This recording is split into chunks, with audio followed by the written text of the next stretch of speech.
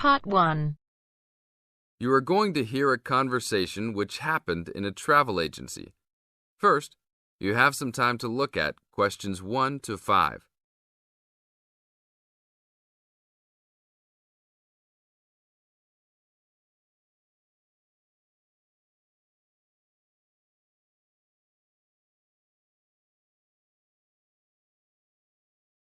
Now we will play the recording. Listen to the tape and answer questions 1 to 5.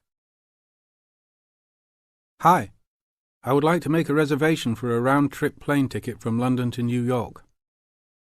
Welcome to the Student Travel Agency. London to New York. Let me see if we have any student specials for that flight. Yes, we do in fact. What days would you like to fly? I am looking for a flight around the 10th of October or so. And how about your return date? Ideally, the 31st of October. Let me check our computers to see if these dates are available. Are you looking for economy class or first class? Economy class will be just fine. We have an open flight on the 10th, but for your returning flight, the 31st of October is already fully booked. If you want to upgrade to first class, there are openings for the 31st. Just a few seats left, though. How much do I have to add for first class? First class will be around 20 to 25% more. Well, that is not worth it. I would rather just fly on another day. Do I have any other options? There are open seats back to London on the 1st of November. There are openings for first class that day too. No, I won't be able to do that because I have to work. Is there anything before the 31st? Maybe the 30th or 29th? Let me check. You can fly on the 29th, but not the 30th. The 29th is a little bit early. Is there any way I can be on a waiting list of some sort? Of course, but you should still confirm a return date just to be safe. OK. How about if I book a return date on the 29th and add my name to the waiting list for the 31st? Can I do that? Sure, I can do that for you. Do you also want to add your name on the waiting list for the 30th also? I would recommend this in the scenario that you do not get the flight for the 31st. That is a good idea. How much will the round trip cost? I will calculate your price for you. Your total will be £565, not including tax. Now look at questions 6 to 10.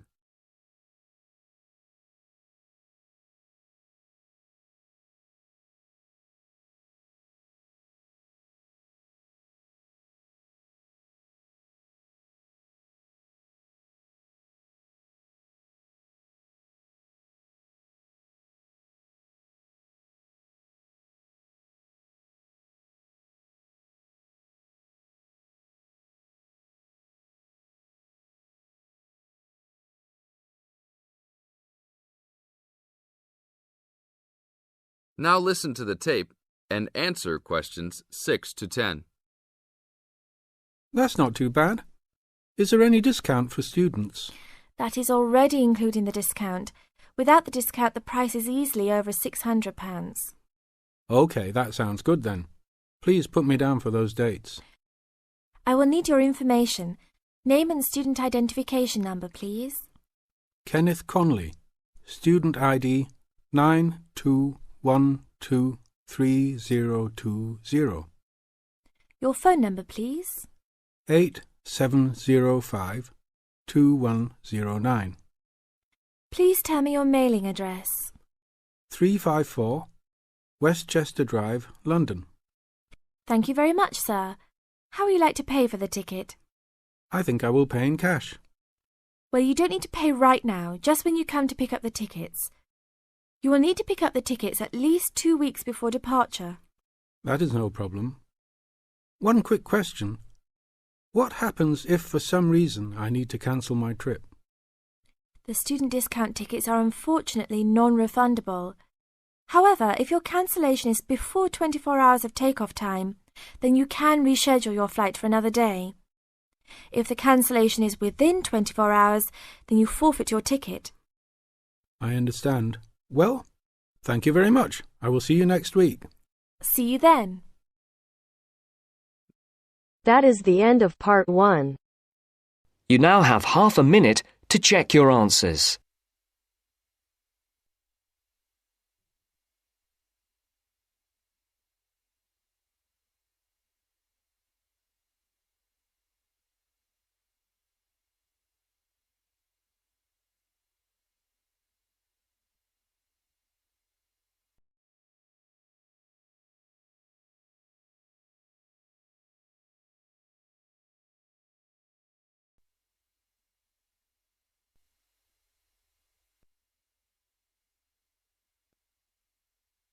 Now turns to Part 2.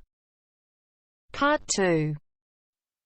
You are going to hear a teacher helping high school students visiting from an overseas school to fill in a school excursion permission note. First, you have some time to look at questions 11 to 17.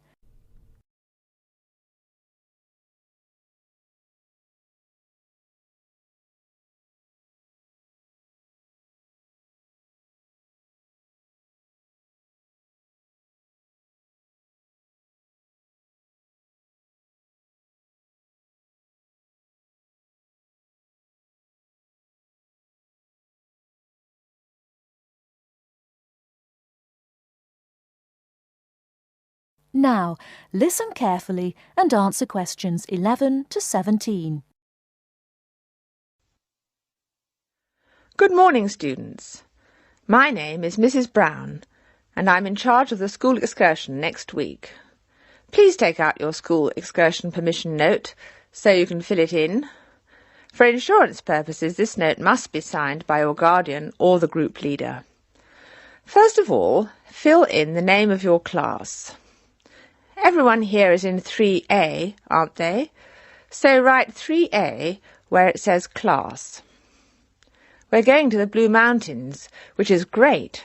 So this is the school excursion to the Blue Mountains. The day we leave is Monday. That's Monday, June 10. We are travelling by bus all the way, so we don't have to worry about changing trains or anything like that. The bus will leave from the front gate at 8 a.m. I know we usually use the side gate, but because of the roadworks we will be using the front gate when we leave. However, when we return, the roadwork will be complete, so we'll use the side gate. We expect to be back at 6 p.m. It's going to be a lovely day. Your teachers will give you tasks to do when we arrive. We'll provide fruit and fruit juice on the bus, but you must bring your own lunch.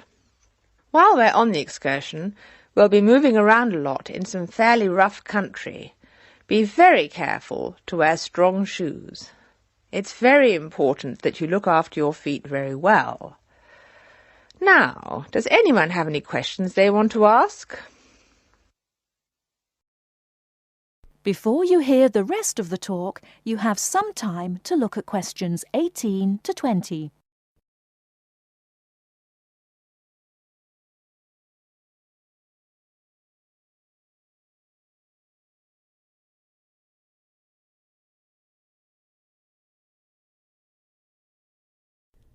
Now listen and answer questions 18 to 20. No questions? OK. I'd just like to fill in a few more details. The bus should arrive in the Blue Mountains at 11 a.m. We'll have time to do the first of our tasks before lunch. The bus is not a new one, but it does carry one piece of special equipment, a first aid kit. I certainly hope we won't have to use it, but it's nice to know it's there, in case we have a medical emergency. The other class on this excursion is 3B, so I know it'll be a good day. The last time 3A and 3B went out together was a thoroughly successful excursion. That is the end of Part 2. You now have half a minute to check your answers.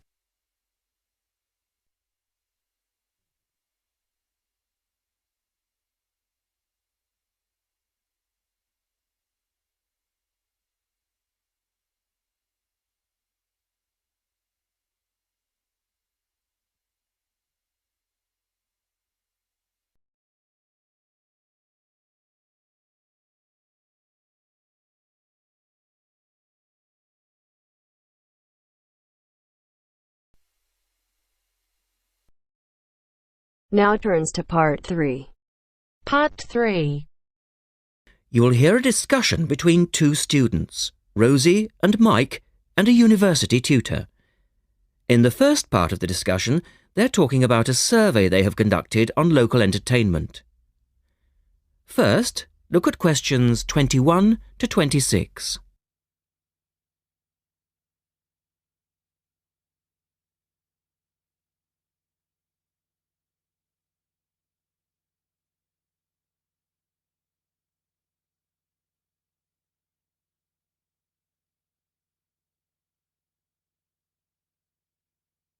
Now listen to the first part of the discussion and answer questions 21 to 26. Good morning, everyone. Well, I think we can start straight away by getting Rosie and Mike to do their presentation. Would you like to start, Rosie? Yes. Well, we've done a survey on local entertainment. Basically, we tried to find out how students feel about the entertainment in the town and how much they use it. Yes, so we've called our project Out and About. Yes, that's a good title, Out and About. We wanted to find out how well students use the entertainment facilities in town, whether they get to see the latest plays, films, that kind of thing. Now, we have our own facilities on campus, of course. Oh, yes. We deliberately omitted those as we really wanted to examine outside entertainment in the town as opposed to on the university campus. Actually, there were a lot of areas to choose from, but in the end, we limited ourselves to looking at 3 general categories: cinema, theatre and music. Right. OK, well, first of all, cinema. In the town, there are 3 main places where you can see films. There's the new multi-screen cinema complex, the old Park Cinema and a late-night Odeon. So, if you look at this chart, in terms of audience size, the multi-screen complex accounts for 75% of all cinema seats. The Park Cinema accounts for 20% of seats, and the late-night Odeon has just 5% of seats. As you probably know, the complex and the park show all the latest films, while the late-night cinema tends to show cult films. So, when we interviewed the students, we thought the complex would be the most popular choice of cinema. But surprisingly, it was the late-night Odeon. Yeah, and most students said that if they wanted to see a new film, they waited for it to show at the park, because the complex is more expensive and further out of town, so you have to pay more to get there as well. Yes, and that adds to the cost, of course, and detracts from the popularity, evidently. Well, next, we looked at theatres.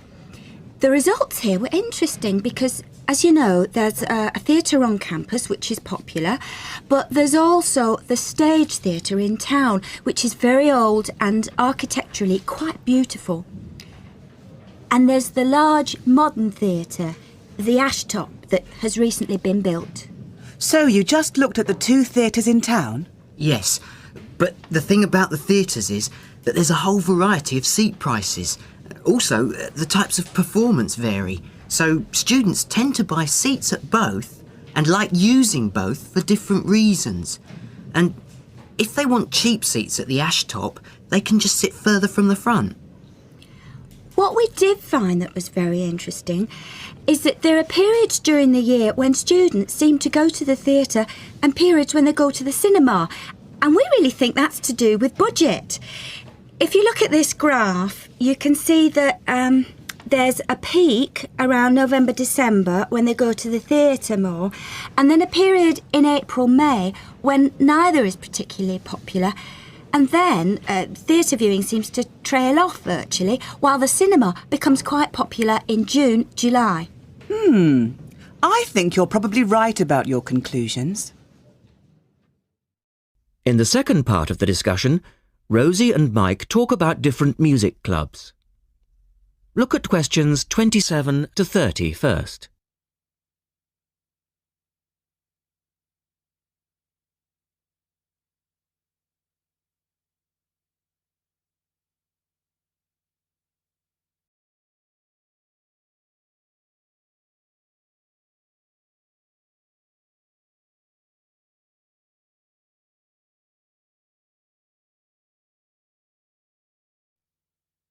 listen carefully and answer questions 27 to 30.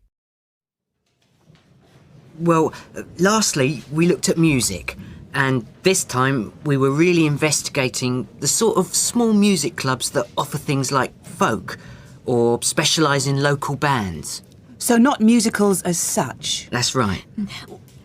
We looked at 3 small music venues and we examined the quality of the entertainment and the venue and gave a ranking for these. A cross, meaning that the quality was poor, a tick, meaning it was okay, and 2 ticks for excellent. First of all, the Blues Club, which obviously specialises in blues music. This was a pretty small place and the seating was minimal, so we didn't give that a very good rating. No, we don't recommend that one, really.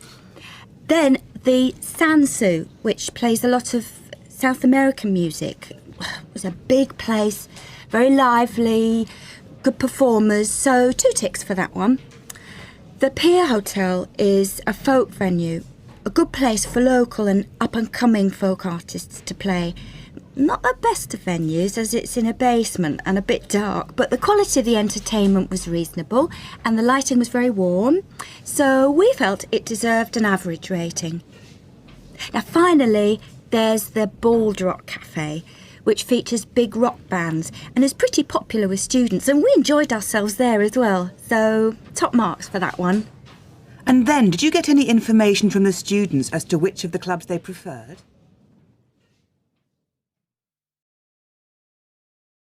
That is the end of part 3. You now have half a minute to check your answers.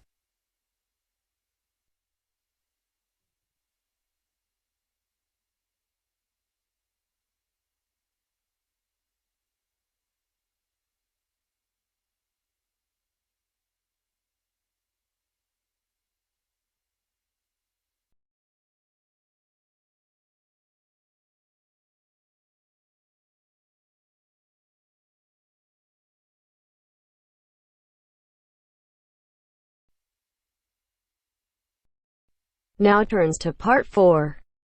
Part 4. We'll hear a speech by the Student Union Vice President for Finance. First, you have some time to look at questions 31 to 40.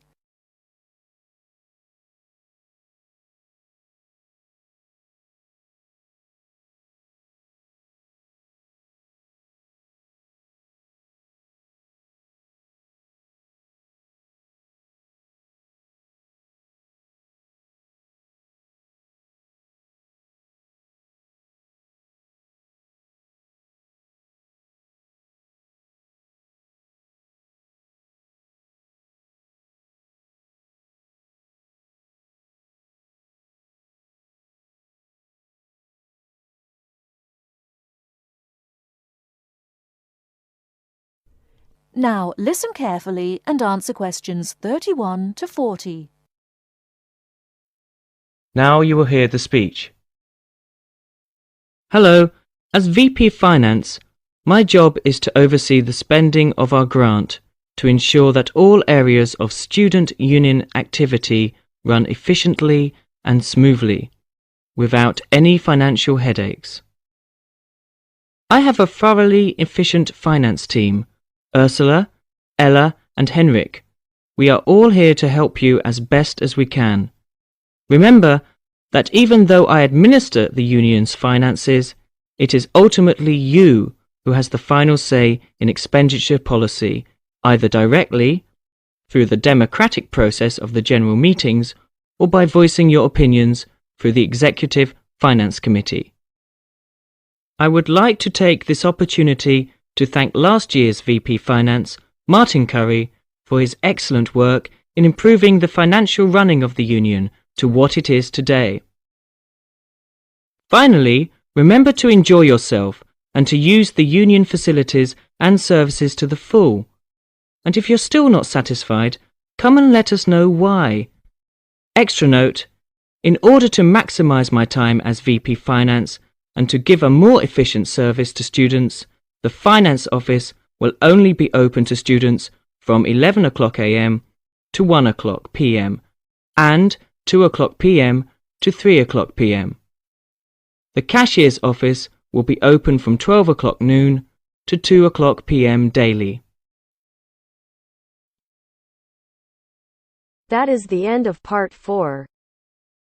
You now have half a minute to check your answers.